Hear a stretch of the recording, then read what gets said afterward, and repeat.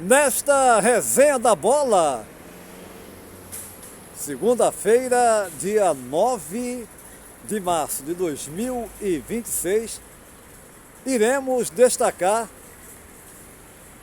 a final do campeonato estadual com Antônio Manuel Góes, direto do Rio de Janeiro, o Flamengo vencendo o Fluminense nos penais, como também outros campeonatos, outros estaduais que conheceram seus campeões. E entre esses, no Paraná, com Fernando César, direto de Curitiba, abordando a final entre Londrina e Operário. Olha o dia aqui, hein? Ali o arco-íris, né? Deu aquela... Tava o céu de brigadeiro, ficou nublado, começou a chover. E esse cenário belíssimo ao fundo ali, o arco-íris aqui, nesta região de Gândula. Tudo isso é já já, após a nossa vinheta. E a gente inicia mais uma edição da nossa resenha da bola. E sem perder tempo eu vou direto ao Rio de Janeiro. Antônio Manuel Góes, um jogo, um fla-flu, onde a parte técnica, as emoções estiveram um tanto ausentes.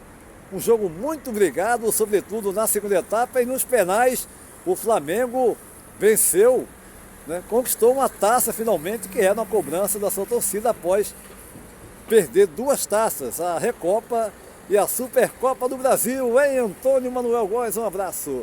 Olá, gente ligada na resenha da bola. Mais que a conquista do 7º tri carioca do Flamengo em seus 40 títulos no curso da competição, garantida após 0-0 com o Fluminense no tempo regulamentar e final de 5-4 em cobranças na marca do pênalti por conta de salvadoras intervenções do goleiro Rossi, persiste no âmbito midiático entre influenciadores das redes sociais e jornalistas cá para nós, já decadentes dos veículos tradicionais, um corrosivo clamor de incerteza supostamente dominante nos bastidores rubro-negros, em função da recorrente e até aqui frustrada pretensão dos formadores de opinião em exigir, como se lhes competisse tal recurso, a saída do diretor técnico José Botto. Numa semana agitada pela demissão de Felipe Luiz, substituído na direção técnica do clube pelo português Leonardo Jardim, ficou exposta nesse domingo no Maracanã a incapacidade do Fluminense em colher os frutos da instabilidade dominante nos círculos do histórico rival, que, sob novo e recente comando, não sofreu o esperado assédio ofensivo tricolor. Daí o 0-0 nos 90 minutos espelharem o predomínio defensivo no Fla-Flu, em que os goleiros foram raras vezes chamados a intervir. O Flamengo conquistou o 7º tricampeonato carioca e um total de 40 troféus da competição iniciada em 1906, em cuja estatística decrescente o Fluminense é o segundo com 33 títulos, Vasco em terceiro com 25 e Botafogo quarto, 21. De volta ao cenário extracampo rubro-negro deflagrado com a súbita saída de Felipe Luiz, ganhou corpo o noticiário sobre a iminente demissão do diretor José Botto, profissional garimpado na Europa pelo então candidato a presidente Luiz Eduardo Batista, o BAP, primeiríssimo contratado de seu mandato, aqui chegado em janeiro de 2025, com carta branca para reestruturar o bagunçado futebol do Flamengo, herança da permissiva visão amadorista de Marcos Braz, poderoso vice de futebol nos 2 mandatos de Rodolfo Landim, e moeda de troca no apoio de grupos internos da Gávea, que garantiram a vitória da intitulada Chapa Roxa na eleição de 2018. Como noticiado, José Botto processou o enxugamento no hiperpovoado contingente das divisões de base, dentro e fora das 4 linhas. Bem assim, ajustes no elenco principal, com relevantes reforços chegados no meio da temporada, decisivos na conquista do Brasileirão, da Libertadores e do vice-mundial do Catar, perdido na marca do pênalti para o francês PSG, poderoso ganhador da Champions League Europeia.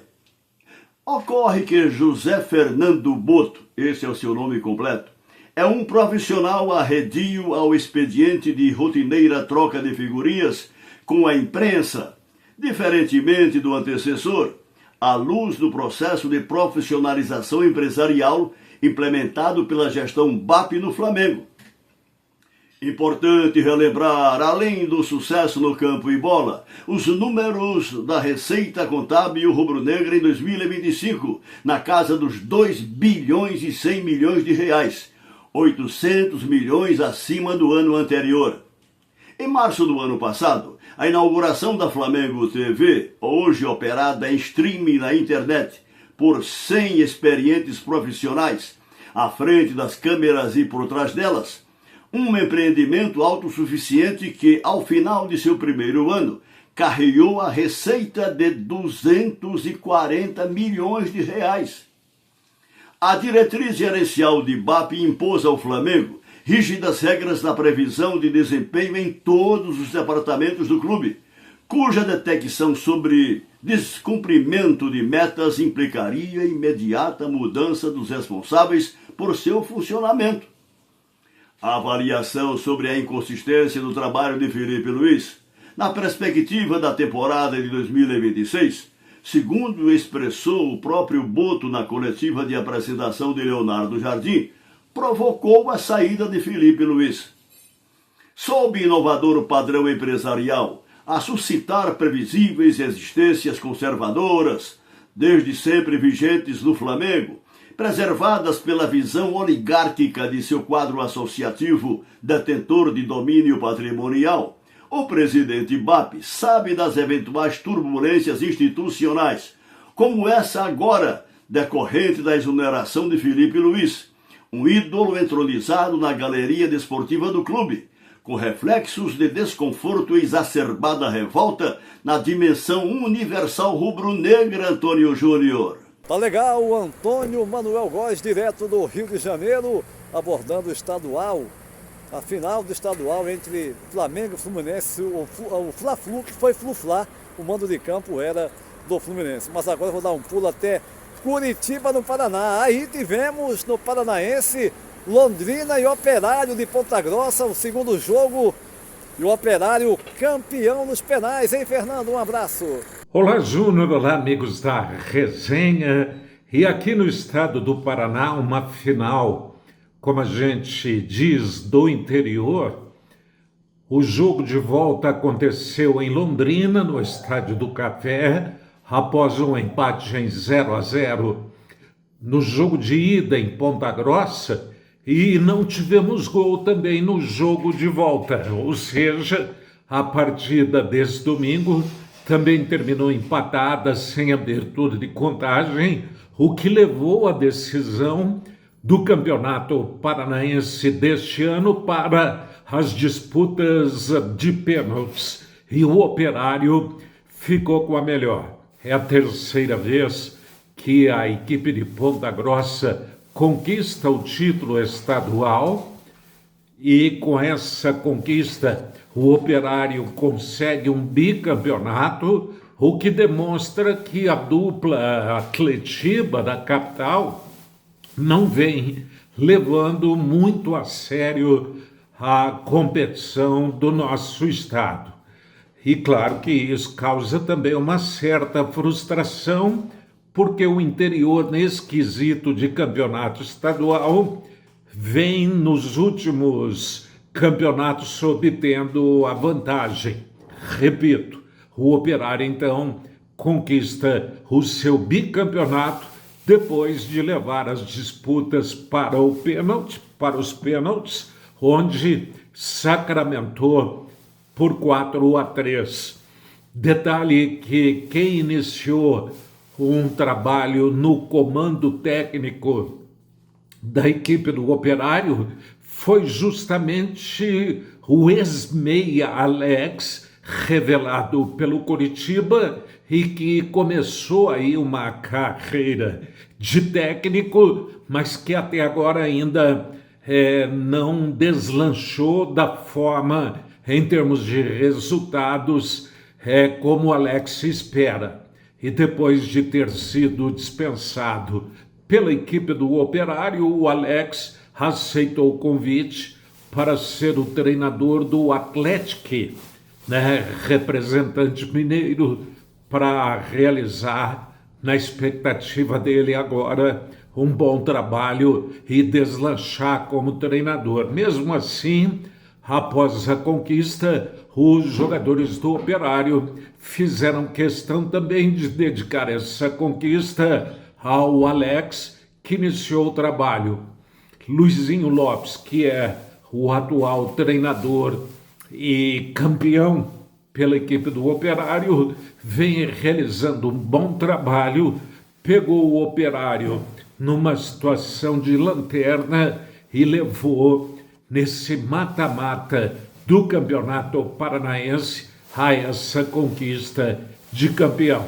Agora, aqui a dupla do interior tem suas vistas voltadas à estreia da Série B do Campeonato Brasileiro, quando o Londrina vai estrear na Série B contra o Novo Horizontino fora de casa no próximo dia 22 de março, que será um domingo às 8 da noite, jogando no estádio Jorge Ismael de Biase, enquanto que o Operário fará sua estreia recebendo a equipe do Atlético Goianense, Júnior. Ok, meu caro Fernando César, falando dessa final, a conquista do Operário de Ponta Grossa pela terceira vez do Paranaense, e agora os compromissos, a sequência dessas equipes para 2026, as competições, né, e os próximos compromissos.